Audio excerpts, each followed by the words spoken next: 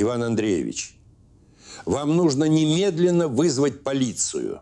Эти слова, произнесенные тихим, но настойчивым голосом, поразили гулкую тишину больничного коридора, как удар ножа. Я поднял голову и посмотрел на доктора Мясникова, пожилого невролога с усталыми глазами, который только что вышел из палаты моей жены. Его лицо было бледным, почти серым, в тусклом свете люминесцентных ламп, а на лбу блестели капельки пота. В его взгляде я увидел то, чего боится увидеть каждый, кто неделями и месяцами живет надеждой. Страх. Профессиональный, сдержанный страх врача, столкнувшегося с чем-то за гранью его понимания. Я медленно опустил взгляд на свои руки. Большие, загрубевшие, с мозолями от бесконечной работы, но в то же время удивительно нежные. Руки, которые на протяжении 6 лет были продолжением ее тела. Руки, которые мыли, кормили, переворачивали, одевали. Руки, которые знали каждый изгиб ее беспомощного тела, каждую складку на коже, каждую дрогнувшую ресницу. 6 лет, 2190 дней преданности и любви. И теперь мне говорят вызвать полицию. Я почувствовал, как ледяная волна поднимается от кончиков пальцев, сковывая грудь и перехватывая дыхание. Мир, который я так тщательно выстраивал вокруг ее больничной кровати, начал рассыпаться, как карточный домик. Меня зовут Иван Гаврилов, мне 52 года. И если бы вы спросили меня еще вчера, как выглядит моя жизнь, я бы ответил одним словом — служение. Служение женщине, которую я любил больше всего на свете. Последние 6 лет мой мир сузился до размеров нашей двухкомнатной квартиры в старом доме в Рязани, а центром этого мира была она, моя Марина. «Доброе утро, моя родная», — шептал я. И этот шепот был единственным звуком в застывшем утреннем доме. Наша жизнь превратилась в строгий, выверенный ритуал. Каждое действие имело свой порядок, свой смысл. Утренний туалет был самым сложным. Я грел воду до идеальной температуры, ни горячо, ни холодно, чтобы ее чувствительная кожа не испытала дискомфорта. Готовил стопку мягких полотенец, специальное мыло без отдушек, таз с теплой водой. Все должно было быть под рукой, чтобы ни на секунду не оставить ее без поддержки. «Ну что, красавица моя, давай-ка снимем эту пижаму». Говорил я с нарочитой бодростью, осторожно, сантиметр за сантиметром, освобождая ее неподвижное тело из плена ткани. Марина до аварии была балериной. Легкая, воздушная вся, движение и грация. Я до сих пор помнил, как она порхала по сцене, и мое сердце замирало от восторга. Теперь ее тело, когда-то такое сильное и послушное, было лишь хрупкой оболочкой. 6 лет назад, когда я был в командировке в Туле, раздался звонок, расколовший мою жизнь на «до» и «после». Светлана, младшая сестра Марины, рыдая в трубку, рассказала, что грузовик, пролетевший на красный, сбил ее на пешеходном переходе. Я до сих пор не могу простить себе, что меня не было рядом в тот момент. Может быть, если бы я был там, все сложилось бы иначе. Я научился всему. В первые месяцы к нам приходила медсестра, полная женщина по имени Валентина, которая показывала, как правильно переворачивать, как поддерживать шею, чтобы не повредить позвонки, как сохранить ее достоинство во время самых интимных процедур. Со временем я стал делать все сам. Ее тело стало моим телом, ее беспомощность моей силой. «Знаешь, какой сегодня день?» спрашивает. Это была наша хрупкая нить, связывающая ее застывший мир с моим. В этот день, пока я заканчивал ее одевать, зазвонил телефон. «Доброе утро, Ваня!» — раздался в трубке деловитый голос Игоря, двоюродного брата Марины. «Как там наша страдалица?» «Потихоньку, Игорь, все как обычно. Слушай, я тут подумал. Дядя Роберт оставил на лечение Маришке приличный фонд. Деньги лежат мертвым грузом, а инфляция их съедает. У меня есть предложение, как их можно выгоднее пристроить. Вложить в одно дельце, и через полгода сумма удвоится. Я почувствовал, как внутри закипает раздражение. Игорь всегда появлялся с какими-то мутными схемами, от которых несло откровенным жульничеством. Игорь, эти деньги предназначены только для лечения Марины. И точка. Ни в какие дельца я их вкладывать не собираюсь. Но ты упрямый, Иван. Ты же жизнь свою гробишь. Подумай. Можно было бы нанять 3 сиделок, купить самое современное оборудование. Я сказал «нет». Я бросил трубку и посмотрел на Марину. Ее глаза были широко открыты, а ресницы начали быстро-быстро трепетать, хаотично сбиваясь с нашего привычного ритма. «Что такое, родная? Тебе плохо?» Я наклонился к ней. «Это из-за Игоря?» Она моргнула 1 раз. Долго, с усилием. «Да». Что-то в ее реакции меня встревожило. Обычно она была спокойна, но упоминание Игоря вызвало в ней настоящую бурю. Не успел я отойти от этого разговора, как в дверь позвонили. На пороге стояла Светлана, сестра Марины. Идеально уложенные волосы, дорогой костюм, легкий аромат французских духов. Она всегда выглядела так, будто только что сошла со страниц глянцевого журнала. «Привет, Ванечка», — прощебетала она, целуя меня в щеку. «Как вы тут?» Она прошла в гостиную, бросив мимолетный взгляд. Марина обожала его, там прошло все ее детство. «Света, ты же знаешь, Марина никогда бы не согласилась его продать. Марина сейчас не в том положении, чтобы соглашаться или нет», — холодно отрезала она. «А деньги нам нужны. Ей на лучшие клиники, мне на жизнь. Ты же понимаешь». Я снова почувствовал это давление, словно клещи сжимались со всех сторон. Сначала Игорь со своим фондом, теперь Светлана с домом. «Я не буду подписывать никакие документы без ее согласия», — твердо сказал я. Лицо Светланы на мгновение исказилось от злости, но она быстро взяла себя в руки. «Подумай, Ваня, подумай, хорошо». Перед уходом она наклонилась к Марине и что-то прошептала ей на ухо. Я не расслышал слов, но увидел, как по лицу Марины пробежала тень неподдельного ужаса.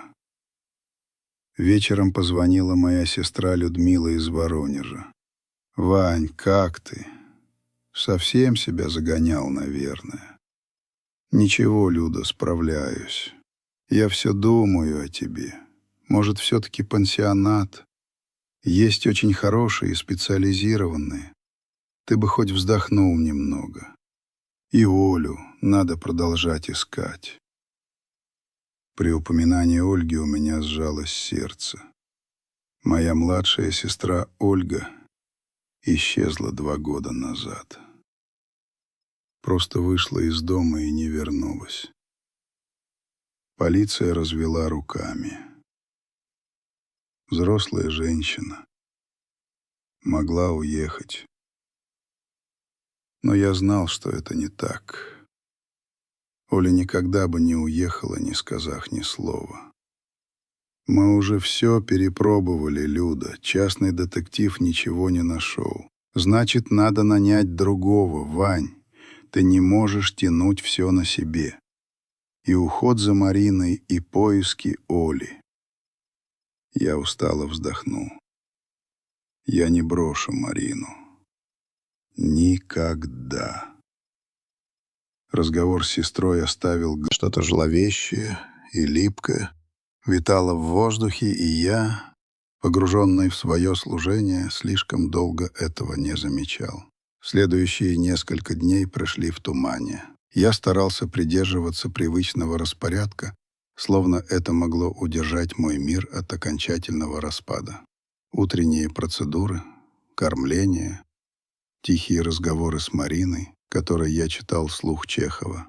Но теперь под поверхностью этой выверенной рутины скрывалось глухое, нарастающее беспокойство. Я стал прислушиваться к каждому звуку, вздрагивать от телефонных звонков. Я стал наблюдателем в собственном доме. Однажды, когда я убирал в прикроватной тумбочке Марины, моя рука наткнулась на что-то твердое под стопкой чистого постельного белья. Это был маленький, невзрачный пузырек из темного стекла без единой этикетки. Я вытащил его на свет, внутри плескалась маслянистая жидкость. Я отвинтил крышку и поднес к носу. Никакого запаха.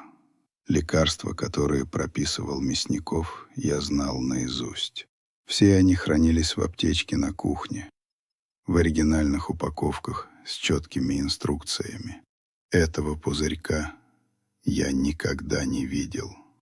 Холодок пробежал по спине. Я сел на край кровати и посмотрел на Марину. Она, казалось, дремала. Ее дыхание было ровным и спокойным. «Марина», — тихо позвал я, — «родная, посмотри». Она медленно открыла глаза.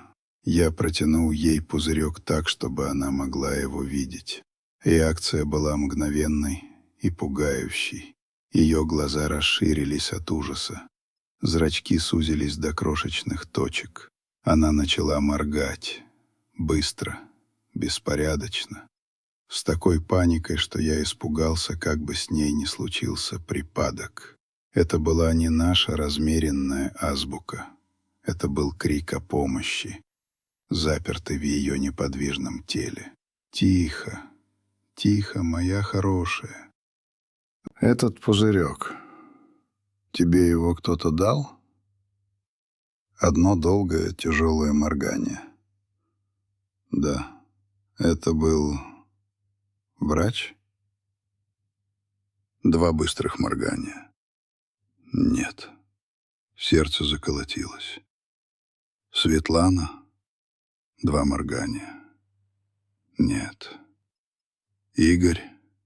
И снова одно, но на этот раз такое отчаянное и подтверждающее моргание, что у меня не осталось сомнений. Игорь. Зачем ему давать ей какие-то препараты тайком от меня? Какая-то экспериментальная терапия, о которой он говорил. Но почему так скрытно? Я решил пока никому не говорить о своей находке. Я спрятал пузырек в ящик своего стола под кипой старых счетов. Я должен был дождаться планового визита доктора Мясникова и показать ему эту дрянь. Через пару дней Игорь явился снова, без звонка, как всегда. Он был одет в дорогой костюм, от него пахло хорошим парфюмом и деньгами. В руках он держал кожаный портфель. «Ваня, привет. Я ненадолго». Он прошел в гостиную, даже не разуваясь. «Я тут принес бумаги по фонду. Нам нужно оптимизировать расходы, понимаешь?» Он выложил на стол несколько листов. «Тут просто формальность, доверенность на управление некоторыми активами. Позволит нам более гибко реагировать на рынок. Ты же понимаешь, в наше время...» Я взял бумаги. Юридический язык был сложным, запутанным, но одна деталь бросилась в глаза сразу. На одном из документов, где требовалась моя подпись, уже стояла закорючка, смутно напоминающая мой росчерк. «Я этого не подписывал», — ровным голосом сказал я, глядя ему прямо в глаза. Игорь на секунду растерялся, но тут же нашелся. Это образец, просто чтобы показать, где ставить подпись. Юристы, знаешь, они такие педанты. Он фальшиво рассмеялся, но его... «Убирайся, Игорь», — сказал я, чувствуя, как кулаки сжимаются сами собой. Он ушел, хлопнув дверью.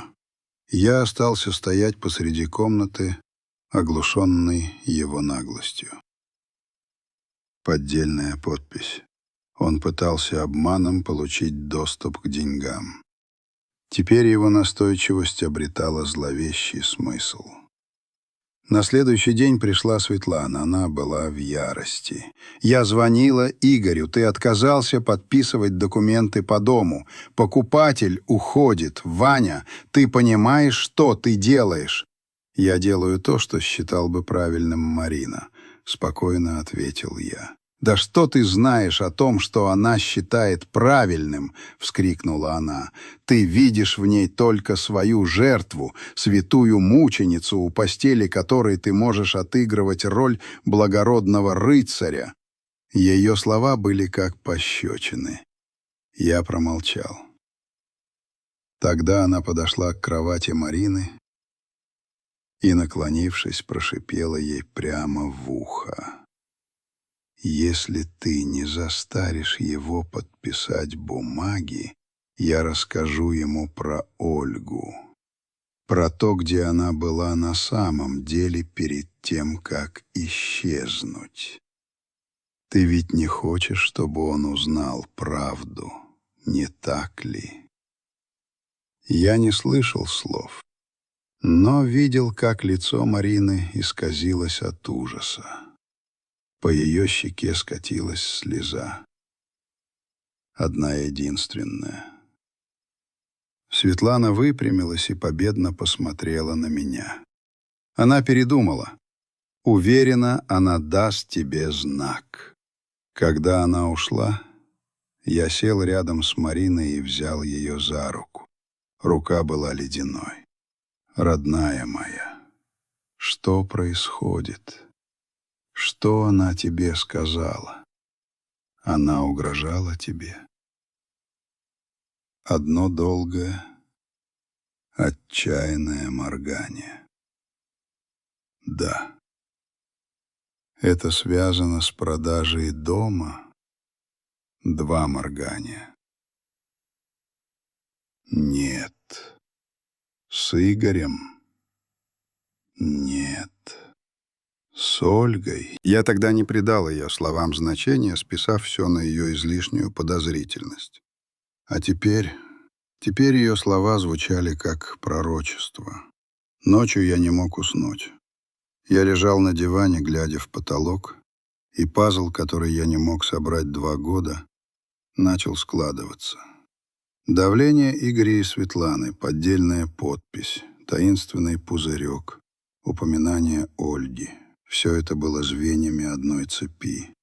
И моя Марина, моя беспомощная, молчаливая Марина, была в самом центре этой паутины лжи.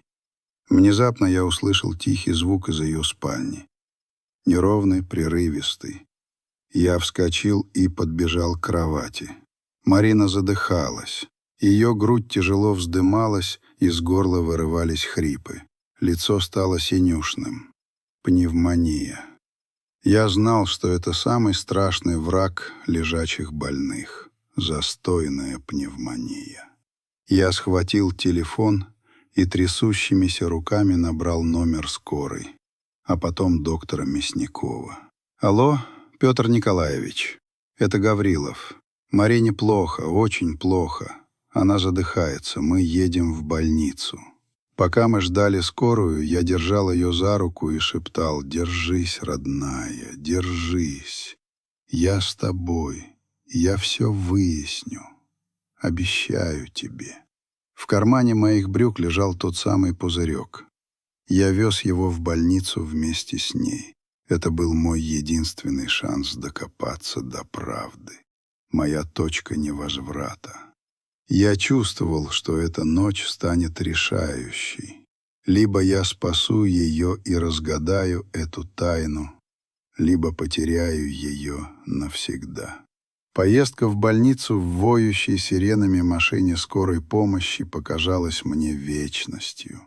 Я сидел рядом с носилками, держал ледяную руку Марины и смотрел на ее лицо, искаженное страданием.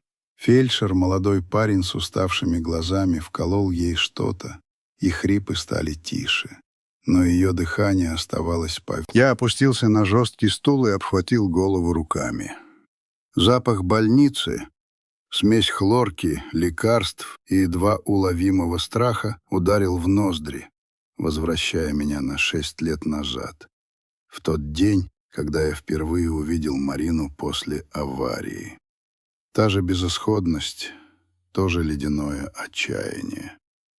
Но сегодня к этому примешивалось что-то еще. Глухая, сжигающая ярость. Я достал из кармана пузырек. Он казался теплым, словно вобрал в себя жар моей ладони.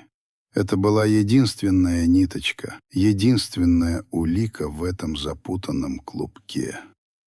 Прошел час, может, 2. Время потеряло свой привычный ход. Двери реанимации распахнулись, и вышел Мясников. Он снял маску, и я увидел, насколько он измотан. «Состояние тяжелое, но стабильное», — сказал он, присаживаясь рядом. «Двусторонняя застойная пневмония, как я и предполагал. Мы начали курс антибиотиков. Теперь все зависит от ее организма. Она будет жить». Спросил я, и мой голос прозвучал как чужой. «Будем делать все возможное, Иван Андреевич. Но я хочу спросить вас. Вы говорили, что привезли что-то». Я молча протянул ему пузырек. Он взял его, повертел в руках, открутил крышку, осторожно понюхал. «Что это?» — спросил он. «Я нашел это в ее вещах. Она никогда такого не принимала. Я думаю, ей это кто-то дает тайком». Мясников нахмурился, его взгляд стал жестким. «Кто?» «Ее двоюродный брат, Игорь». Доктор ничего не ответил. Он внимательно посмотрел на меня, потом на пузырек.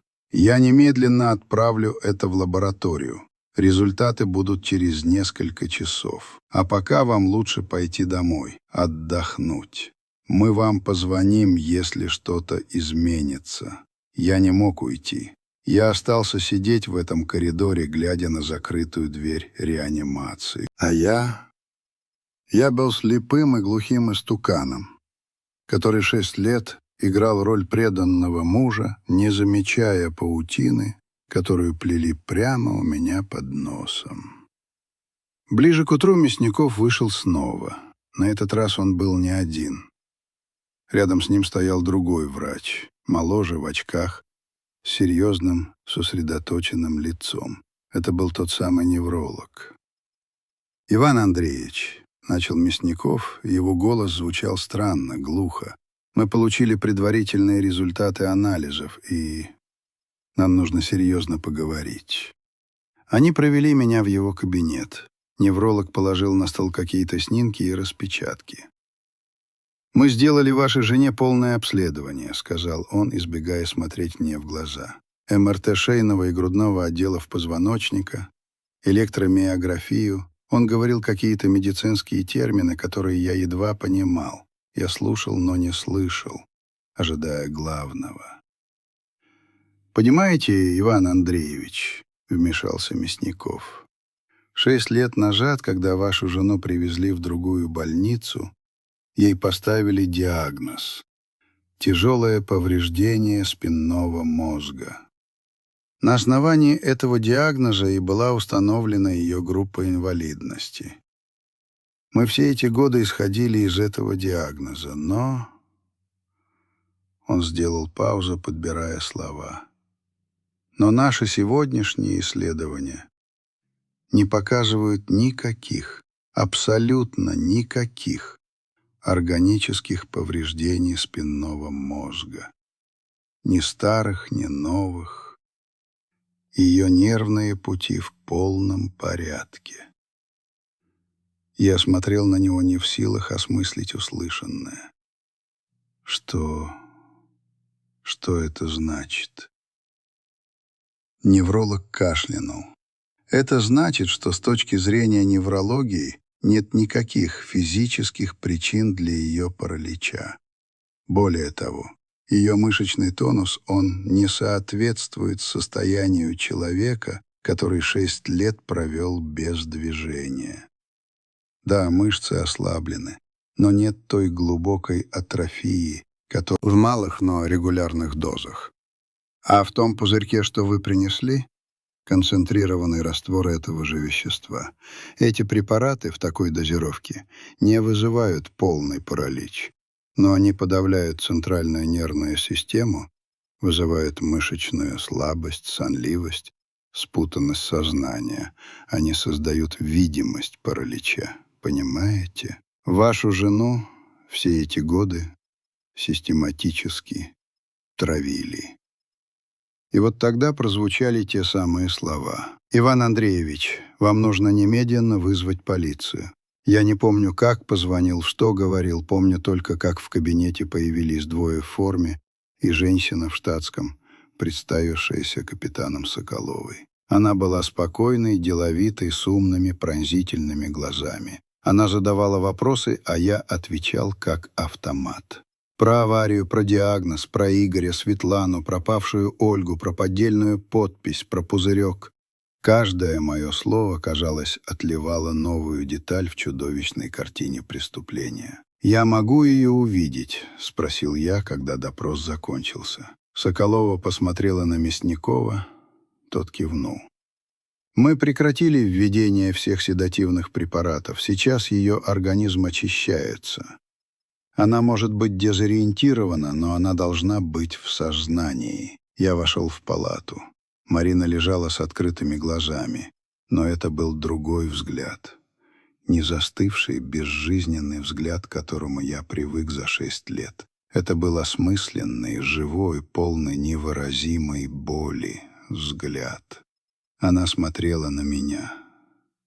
Я подошел и сел на стул рядом с кроватью. Тот самый стул, на котором я просидел столько бессонных ночей. «Марина», — прошептал я. Ее губы дрогнули.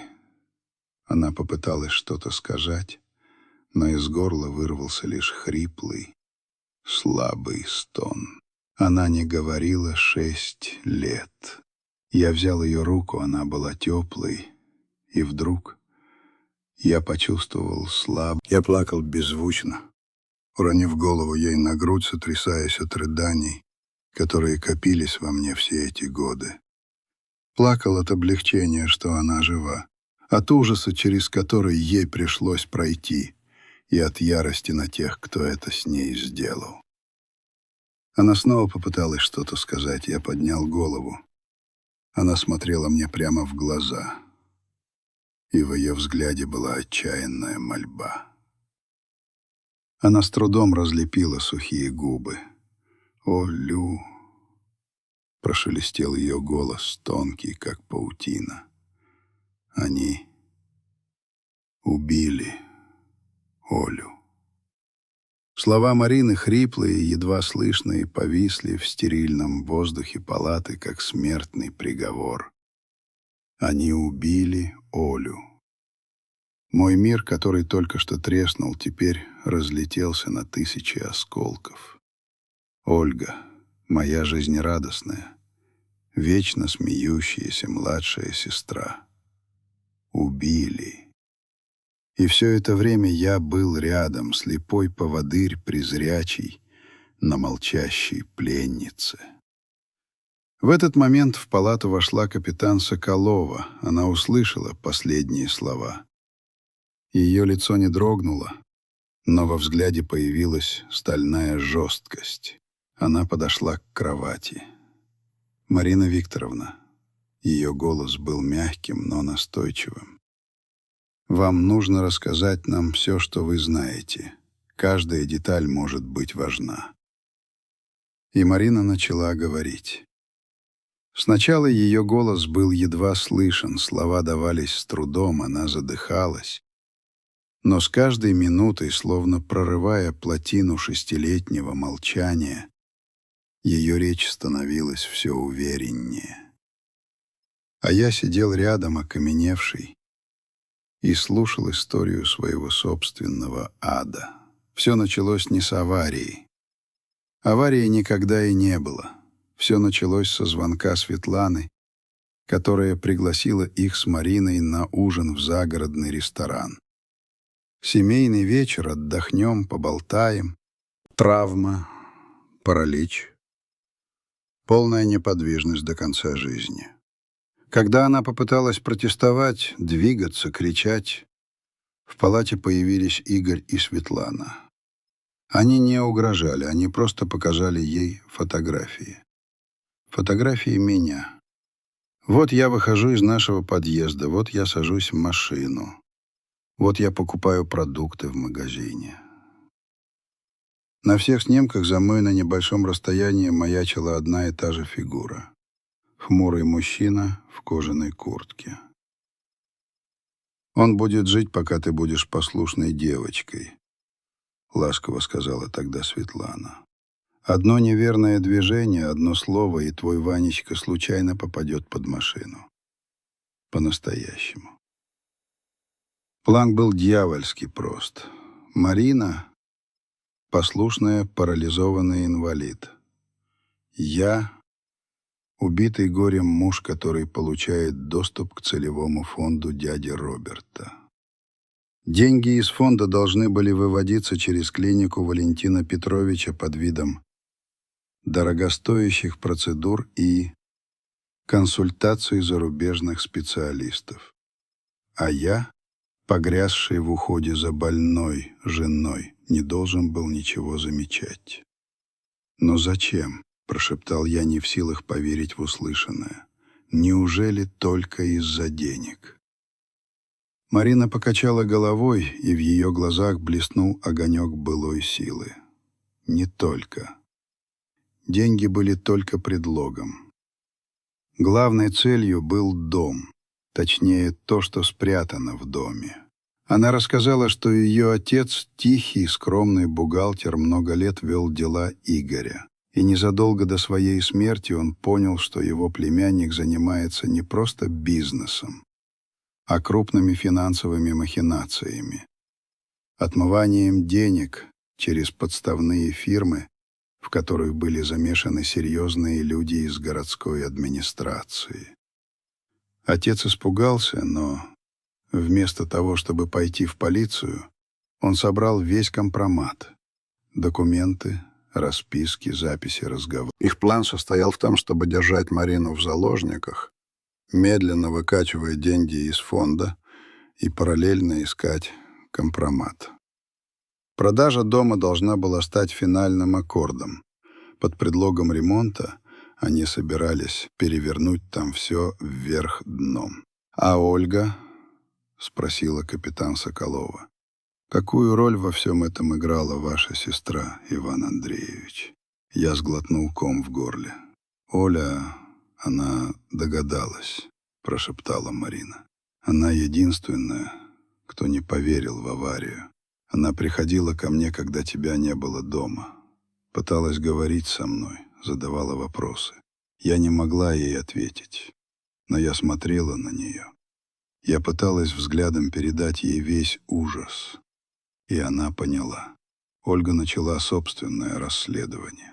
Она следила за Игорем, пыталась выяснить, куда уходят деньги из фонда, и однажды она подобралась слишком близко. Они поймали ее. Голос Марины сорвался. Однажды Светлана пришла ко мне, сияющая, и показала фотографию на телефоне. Оля. Она была привязана к стулу в каком-то подвале, избитая со сломанной рукой. «Еще одна попытка связаться с внешним миром», — сказала Света. «И мы пришлем тебе ее по частям». После этого я сломалась окончательно. В кабинете повисла тяжелая тишина.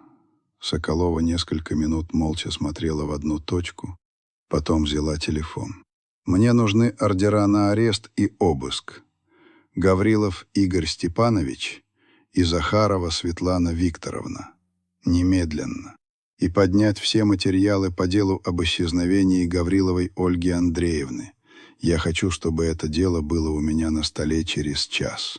Пока полиция раскручивала маховик следствия, я оставался в больнице. Я не мог отойти от Марины. Теперь, когда правда вырвалась наружу, она менялась на глазах. С каждой минутой к ней 6 лет в телесной и душевной тюрьме оставили глубокие шрамы. Я сидел рядом, держал ее за руку, говорил, что все позади, что я рядом. Но иногда, ловя ее взгляд, я видел в нем не только страх, но и другое, более сложное чувство — вину. «Я должна была бороться», — прошептала она однажды ночью. «Я должна была найти способ сказать тебе. Но я так боялась за тебя, Ваня. Я была такой слабачкой». «Ты не слабачка», — твердо отвечал я. «Ты выжила. Это главное». Но я и сам был раздавлен. Каждое ее слово, каждое воспоминание было как удар под дых. Вся моя жизнь, моя жертвенность, моя любовь — все это было построено на лжи. Я был не спасителем, а тюремщиком, который добросовестно поддерживал порядок в камере своей жены. Это осознание сжигало меня изнутри. На следующий день Соколова вызвала меня в свой кабинет, который временно оборудовали прямо в больнице. «Мы их взяли», — без предисловий сказала она. «Игоря в его офисе, Светлану в ее шикарной квартире. Оба молчат, ссылаются на адвокатов. Но при обыске у Светланы мы нашли кое-что интересное. Она положила на стол прозрачный пакет для улик. Внутри лежал старый, потертый мобильный телефон. «Это телефон вашей сестры, Ольги». У меня перехватило дыхание. Он был спрятан в тайнике, в подкладке чемодана. Мы смогли его зарядить. Посмотрите. Она разблокировала телефон и открыла галерею. Последние фотографии были сделаны 2 года назад, в день ее исчезновения. На них была Ольга, избитая, привязанная к стулу в темном сыром подвале. А рядом с ней, улыбаясь в камеру, стояли Игорь и Светлана. Они позировали, как охотники рядом с убитым зверем. Меня затошнило. Я отвернулся, не в силах смотреть на это. Боже, Игорь, выходящий из машины вместе с хмурым мужчиной в кожаной куртке, тем самым, что следил за мной. А потом фото, от которого у меня потемнело в глазах. Игорь, обнимающий мою вторую сестру Людмилу, ту самую, что звонила из Воронежа, беспокоилась обо мне, предлагала помощь. «Что это значит?» — прохрипел я. «Мы проверяем», — ровно ответила Соколова. «Но, похоже, круг заговорщиков был шире, чем мы думали. Звонки вашей сестры из Воронежа, они поступали с одноразовых сим-карт. Мы не можем отследить ее точное местоположение. Похоже, она не в Воронеже и никогда там не была. Людмила, моя заботливая сестра Люда, она тоже была частью этого кошмара. Она играла свою роль, усыпляя мою бдительность, направляя мои мысли в нужную им сторону. Я вспомнил ее слова про пансионат, про то, что я жизнь свою гроблю. Она не заботилась обо мне. Она хотела убрать меня с дороги, чтобы они могли спокойно закончить свое дело. Предательство. Оно было повсюду. Оно сочилось из стен, из телефонных проводов, из улыбок самых близких людей. Я чувствовал себя человеком, который очнулся после долгой комы и обнаружил, что весь мир вокруг — враждебная, чужая декорация. Я вернулся в палату к Марине. Она спала, но ее сон был тревожным. Я сел рядом и посмотрел на ее лицо. Лицо женщины, которую я, как мне казалось, знал лучше всех на свете, и понял, что не знаю о ней ничего. Как и она обо мне. Мы были 2 незнакомцами, связанными 6 годами лжи и одной страшной тайной. И нам предстояло заново учиться жить или учиться прощаться. Я еще не знал. Дни, последовавшие за этим откровением, превратились в сюрреалистический кошмар. Больница стала нашим домом, крепостью и тюрьмой одновременно. У палаты Марины кругла. Сначала Марина с трудом садилась в кровати, потом, опираясь на ходунки, сделала первые шаги по палате. Каждый шаг был победой. Победой над ядом, над ложью, над 6 годами украденной жизни. Я смотрел на нее, и во мне боролись 2 чувства. Гордость за ее силу и жгучий, невыносимый стыд за свою слепоту. Светлана и Игорь молчали. Их адвокаты, дорогие и лощеные, строили защиту на том, что их клиенты — жертвы оговора со стороны психически нестабильной женщины, пережившей травму. Они отрицали все, но доказательства, найденные на телефоне Ольги, были неопровержимы. Экспертиза подтвердила, что снимки подлинные. Это был их главный промах. В своем высокомерии они сохранили улику, которая их и погубит. Но главный вопрос оставался без ответа. Где Ольга? Жива ли она? Соколова и ее команда работали круглосуточно. Они прочесывали заброшенные дома, дачи, промзоны в окрестностях Рязани. Каждый день я ждал звонка, боясь услышать худшее. А потом заговорила Светлана. Не из-за раскаяния, из-за страха. Ее адвокат понял, что дело проиграно, и единственным шансом на смягчение приговора было сотрудничество со следствием. Она согласилась дать показания в обмен на сделку. Соколова вызвала меня и Марину. Ее к тому времени уже перевели из реанимации в обычную палату, в следственную комнату, оборудованную прямо в больнице. Светлана сидела за столом, осунувшаяся, постаревшая лет на 10, в казенной больничной робе. Она не смотрела на нас. Ее рассказ был монотонным, лишенным эмоций, и от этого еще более чудовищным.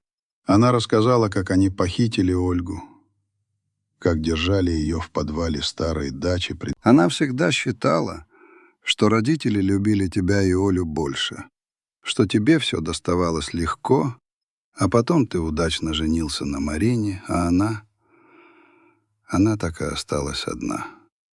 Игорь пообещал ей долю, большую долю. Этого оказалось достаточно.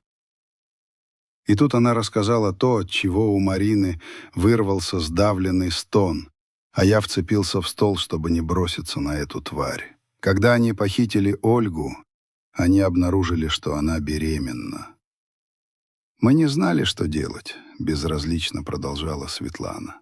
Игорь хотел избавиться от нее сразу, но я его отговорила. Я подумала, что ребенок может нам пригодиться, как дополнительный рычаг давления на Марину. Или... Она запнулась. «Или что?» — ледяным голосом спросила Соколова. Я не могу иметь детей. Я подумала, что могла бы забрать его себе, сказать всем, что усыновила. Мир вокруг меня сузился до одной точки. Ольга беременна, в плену у этих монстров. «Где она?» — прорычал я. «Где она сейчас?» «Я не знаю», — быстро ответила Светлана. «Через несколько месяцев Игорь сказал, что держать ее на даче опасно. Он перевез ее куда-то, и ребенка тоже. Мне он ничего не говорил. Боялся, что я проболтаюсь. Он один знал, где они». Игорь молчал. Он сидел в своей камере, уверенный, что без его показаний Ольгу никогда не найдут. Он играл на время, надеясь выторговать себе свободу в обмен на жизнь моей сестры. Но у Соколовой был свой план. Она устроила Игорю очную ставку со Светланой. Когда он увидел, что она поплыла и сдает всех, его самоуверенность дала трещину. А когда Соколова вбросила дезинформацию о том, что Людмила тоже начала давать показания и валит всю вину на него, он сломался. Он согласился показать место. Это была заброшенная деревня в 100 километрах от Рязани. Несколько покосившихся домов, заросшие бурьяном. На краю деревни стоял одинокий сруб, выглядевший чуть крепче остальных. Группа захвата окружила дом. Я и Марина сидели в машине с Соколовой в нескольких сотнях метров, вслушиваясь в треск рации. Нам не разрешили подходить ближе. «Группа Альфа, входим!» — раздался приказ в рации. Наступила тишина, которая показалась мне вечностью. Потом крики, звук бьющегося стекла и 2 глухих выстрела. Мое сердце остановилось. «Группа Альфа, докладываю». Голос в рации был спокоен. «В доме 2. Мужчина и женщина. Мужчина оказал сопротивление, нейтрализован. Женщина в тяжелом состоянии, но жива. Ребенок в порядке. Повторяю, заложники живы». Слезы облегчения обожгли мне глаза. Марина рядом со мной беззвучно плакала, закрыв лицо руками. Нас пропустили в дом. Внутри царил хаос. На полу лежал труп мужчины, того самого, в кожаной куртке, который был пастухом Игоря. А в дальней комнате на грязном матрасе сидела она, Ольга, истощенная, бледная, с огромными запавшими глазами, в которых плескался ужас. Но она была жива. И на руках она держала маленького мальчика лет 2, который испуганно жался к ней. «Оля», — прошептал я, боясь подойти, боясь спугнуть это хрупкое видение. Она подняла на меня глаза, и в них промелькнуло узнавание. «Ваня, ты пришел?» Мальчик посмотрел на меня с детским любопытством. У него были мои глаза и улыбка Ольги. «Даня», — тихо сказала она, — «это твой дядя Ваня». Нет, я смотрел на этого ребенка и понимал. Это было иррациональное, глубинное чувство, идущее из самого сердца. «Он не мой племянник, Оля», — сказал я, и мой голос дрогнул. «Он мой сын». «Да?» Она молча кивнула, и по ее щекам покатились слезы. Давняя, почти забытая история. Она смотрела на меня, на Ольгу, на ребенка и, казалось, видела не только наше трагическое прошлое, но и наше невозможное, запутанное будущее. Эпилог. Прошел год. Игорь и его сообщники получили длительные сроки. Людмилу объявили в федеральный розыск. Суд над Светланой, учитывая ее сделку со следствием, еще шел. Мы продали и родительский дом, и нашу квартиру в Рязани. Мы переехали в небольшой дом в пригороде.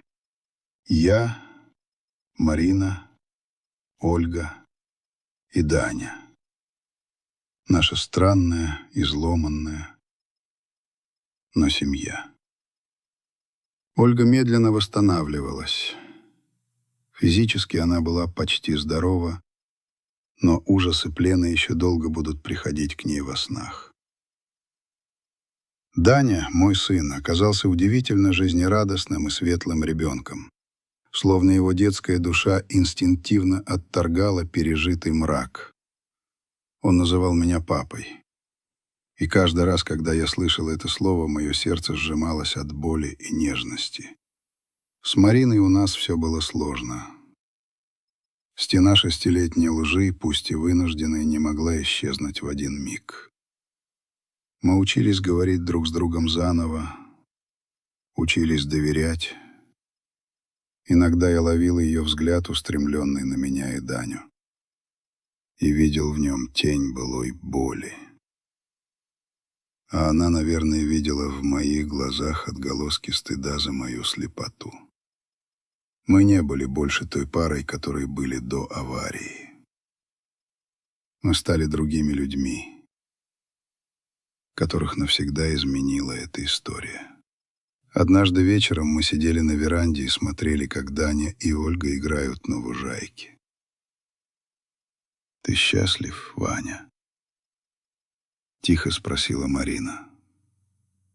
Я посмотрел на нее. На ее лице уже не было той болезненной бледности. Легкий загар тронул ее щеки, а в волосах играли солнечные блики. Она снова стала той Мариной, которую я когда-то полюбил. Почти. «Я не знаю, что такое счастье», — честно ответил я. «Но я знаю, что сегодня я на своем месте. 6 лет я был мужем парализованной женщины. Сегодня я учусь быть мужем той, которую едва не потерял, братом той, кого вырвал из ада, и отцом мальчика, который вернул мне смысл жить. Это тоже ритуал, самый сложный и самый важный в моей жизни. И я знал, что справлюсь, потому что теперь я не один».